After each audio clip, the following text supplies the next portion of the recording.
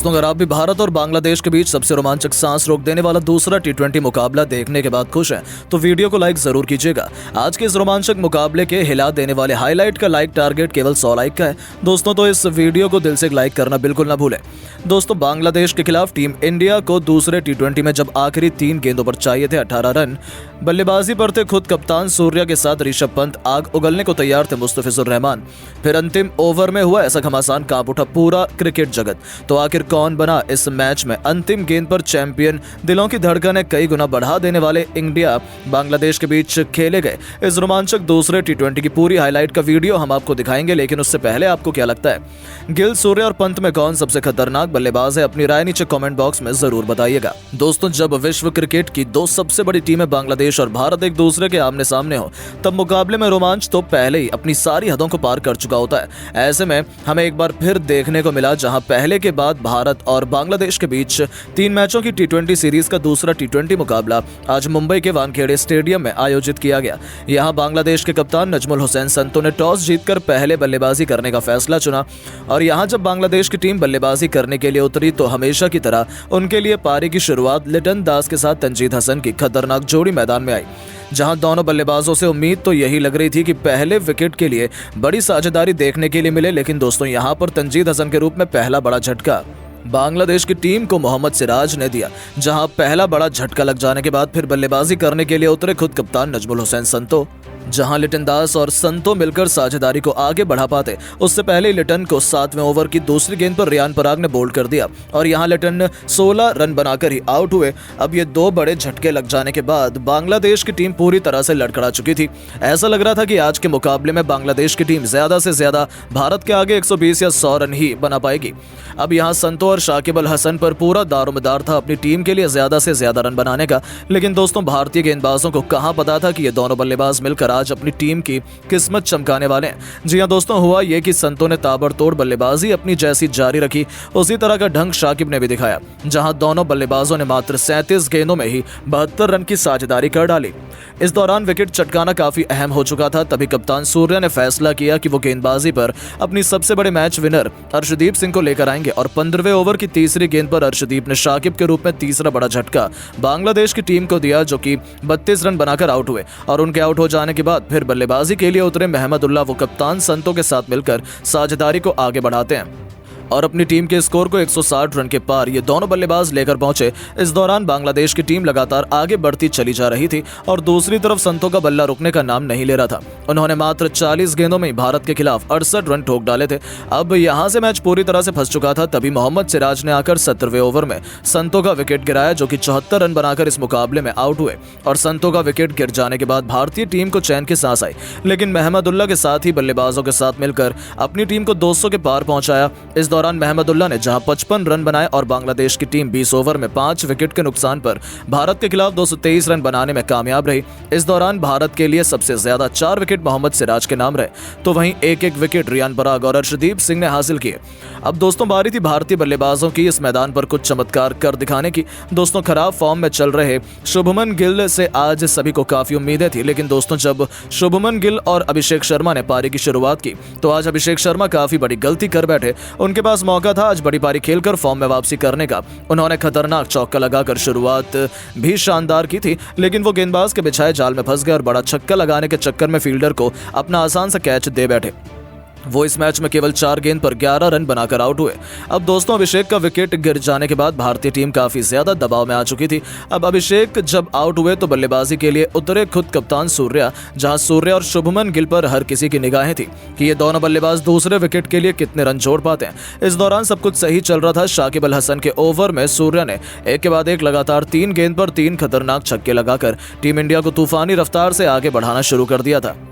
दूसरी तरफ गिल का बल्ला दहाड़ रहा था। 6 ओवर में टीम इंडिया ने 68 रन बनाए तो देखते ही देखते 8 ओवर में भारतीय पारी 90 रनों के पार खड़ी थी। देखते ही देखते इन दोनों खिलाड़ियों के बीच 100 रनों से अधिक की मजबूत पार्टनरशिप हो चुकी थी। दोनों तरफ से दोनों खिलाड़ी केवल चौके और छक्के से ही बात कर रहे थे। इसी बीच कप्तान सूर्या ने अपना तूफानी अर्धशतक केवल 30 गेंद में ठोक दिया, जो टीम इंडिया की जीत के लिए बेहद महत्वपूर्ण माना जा रहा था। इन दोनों ने भारत को मैच में मजबूत स्थिति में लाकर खड़ा कर दिया था। लेकिन दोस्तों, शुभमन गिल भी अपनी साझेदारी को ज्यादा देर तक आगे नहीं बढ़ा पाए और 49 रन बनाकर वो आउट हुए। अब पूरी जिम्मेदारी भारत के दो सबसे खतरनाक बल्लेबाज ऋषभ पंत और सूर्य कुमार यादव के मजबूत कंधों पर आ चुकी थी मैच जिताने की, क्योंकि इनके अलावा कोई और बल्लेबाज भारतीय टीम को जिताने का दम रखता नहीं था।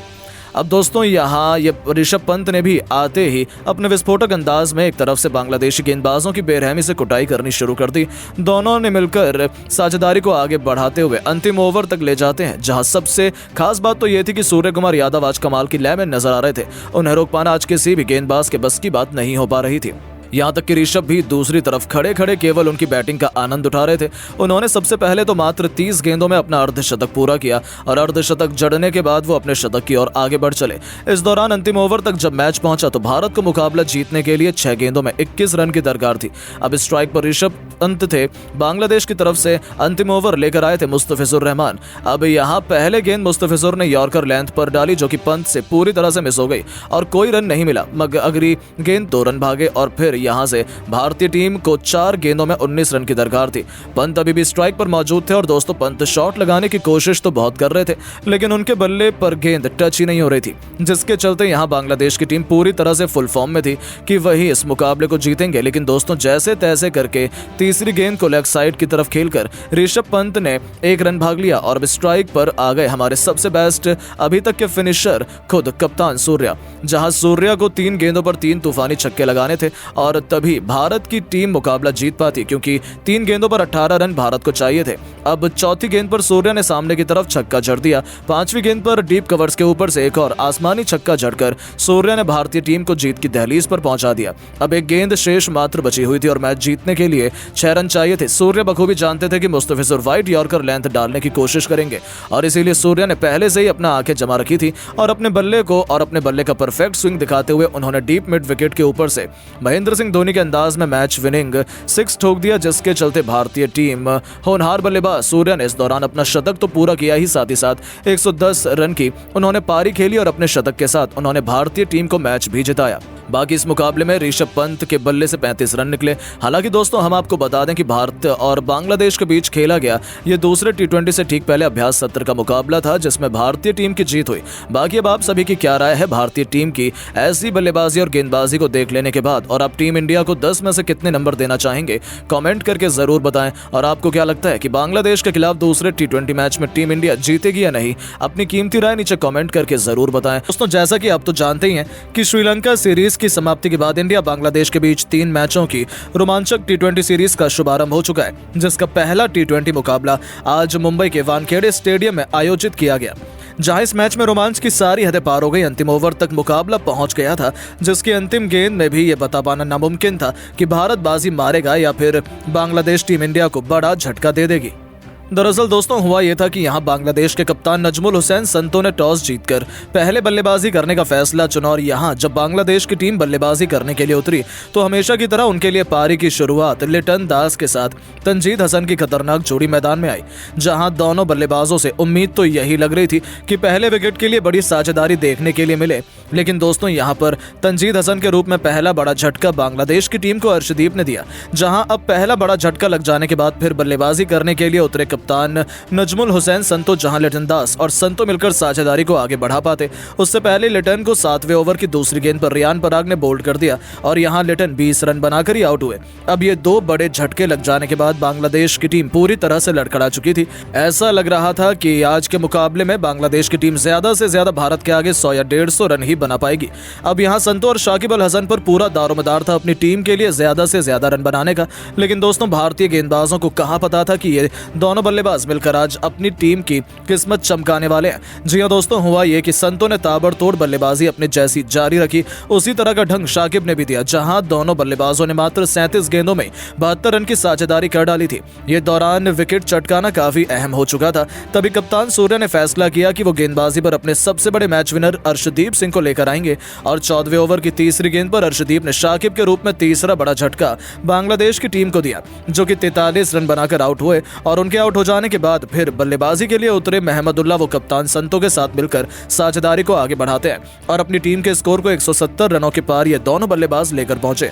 इस दौरान बांग्लादेश की टीम लगातार आगे बढ़ती चली जा रही थी और दूसरी तरफ संतो का बल्ला रुकने का नाम नहीं ले रहा था। उन्होंने मात्र 34 गेंदों में ही भारत के खिलाफ 74 रन ठोक डाले थे। अब यहां से मैच पूरी तरह से फंस चुका था। तभी अर्शदीप ने आकर 17वें ओवर में संतो का विकेट गिराया, जो कि 74 रन बनाकर इस मुकाबले में आउट हुए और संतो का विकेट गिर जाने के बाद भारतीय टीम को चैन की सांस आई। लेकिन महमदुल्लाह ने साथ ही बल्लेबाजों के साथ मिलकर अपनी टीम को 220 के पार पहुंचाया।